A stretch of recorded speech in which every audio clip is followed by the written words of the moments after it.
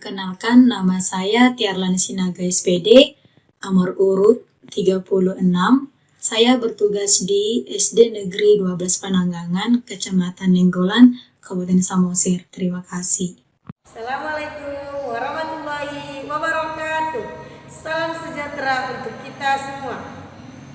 Kami dari kelompok 8. Saya atas nama Ummu Habibah Siregar. Nomor absen 37, angkatan 99. Narasumber Bapak Dr. Hieronimus Godang, SPD, MPD, Mata Diklat, Komitmen Mutu. Perkenalkan, nama saya Yesi Mulyanti Panjaitan. Saya adalah peserta Latsar CPNS tahun 2020, angkatan 99.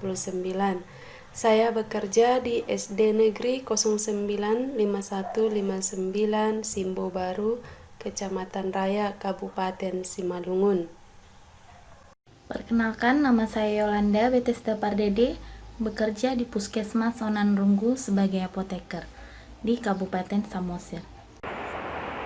Perkenalkan, nama saya Yunita Aryani Zebua, peserta Latsar golongan 3 LPMP Sumatera Utara, angkatan 99 tahun 2020, bekerja di Dinas Pertanian Kabupaten Nias Selatan.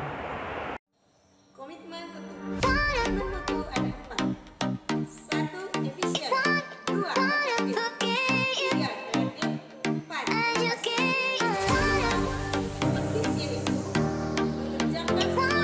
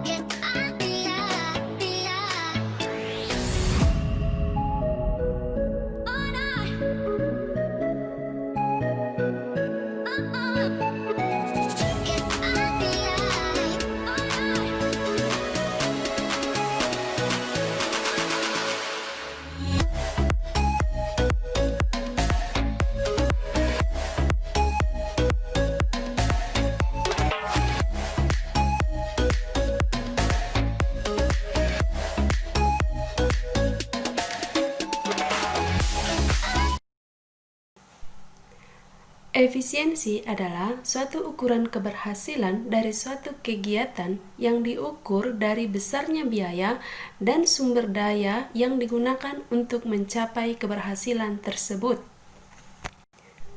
Contoh pelaksanaan kegiatan efisiensi dalam kehidupan kita sehari-hari, yang pertama bisa dicontohkan kepada guru yang mau berangkat ke sekolah.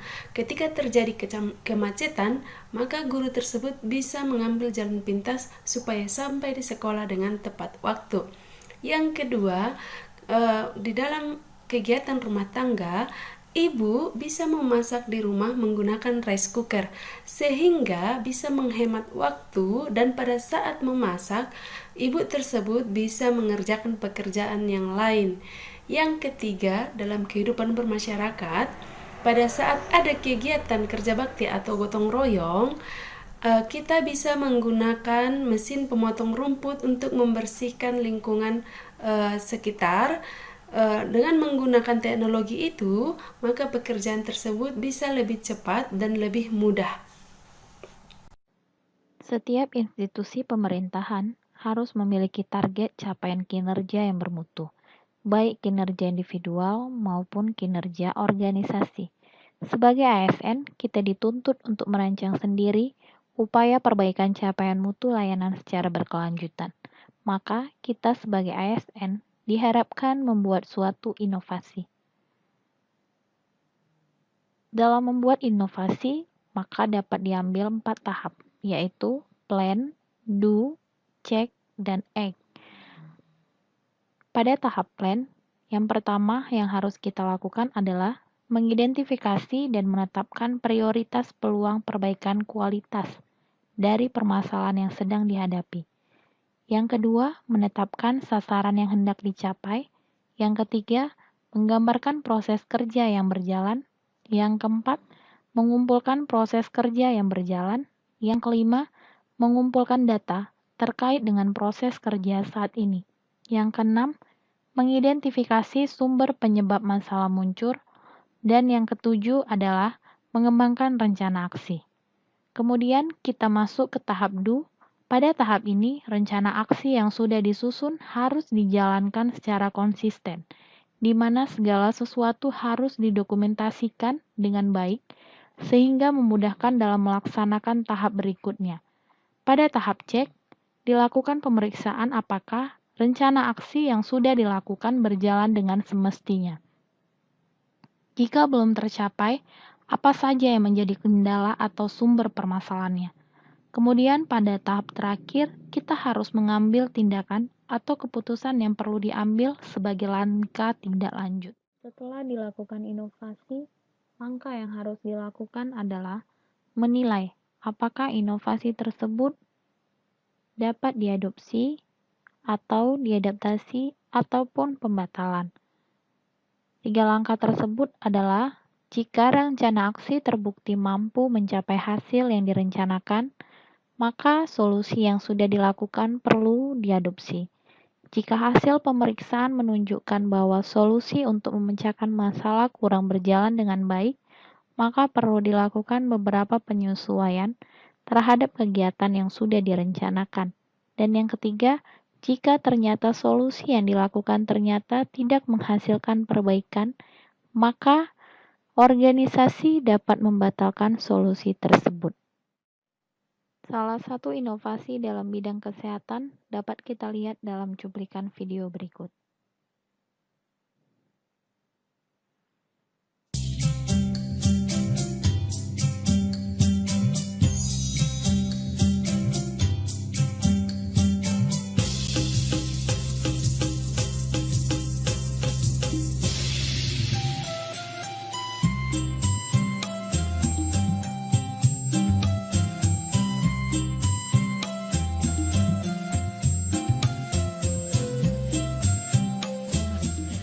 Iya, bagus untuk menambah ini aja, untuk menambah masyarakat ya, supaya sambil menunggu sambil menikmati buah-buahan, minuman.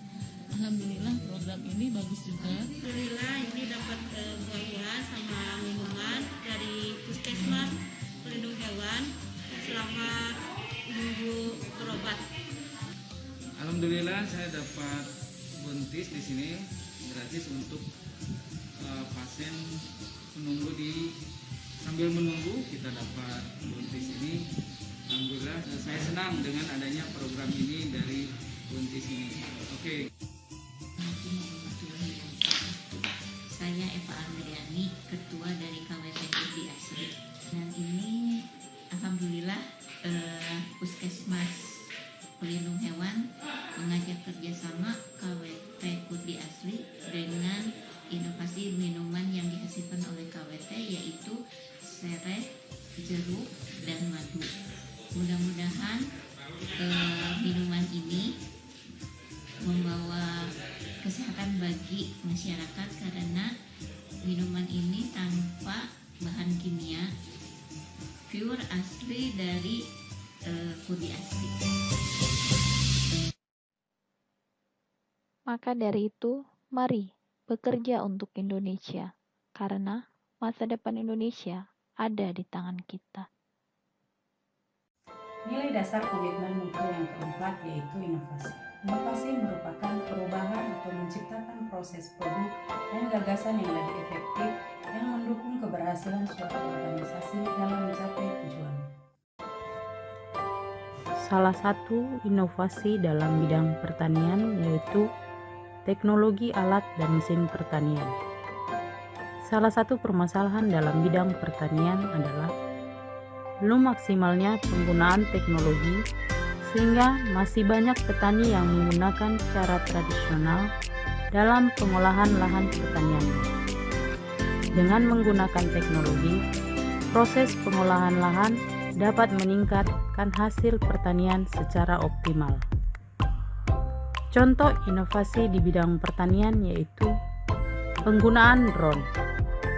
Selain digunakan untuk pemetaan, drone dapat juga digunakan untuk penyemprotan pestisida dan juga untuk mendeteksi hama di lahan pertanian. Drone mampu menyemprot lahan seluas 1 hektar dalam waktu 30 menit. Jadi, dengan adanya inovasi, pekerjaan akan lebih efektif dan efisien. Dapat disimpulkan bahwa komitmen mutu itu merupakan suatu janji secara sukarela yang dilakukan oleh individu ataupun organisasi pelayan publik yang berorientasi kepada kualitas hasil. Komitmen mutu mempunyai 4 nilai dasar, yaitu yang pertama efektif, yang kedua efisien, yang ketiga kreatif, yang keempat inovatif. Seorang pelayan publik harus mampu mengimplementasikan keempat nilai tersebut, di mana pelayan publik harus mampu efektif dalam mencapai suatu target yang sudah diprogramkan sebelumnya dan mampu mengefisiensikan suatu sumber daya yang telah dilakukan dalam suatu proses. Yang ketiga yaitu kreatif. Suatu pelayan publik harus mampu berpikir kreatif supaya dapat menghasilkan suatu inovasi yang baru. Begitulah kesimpulan dari komitmen mutu dari kelompok kami. Terima kasih.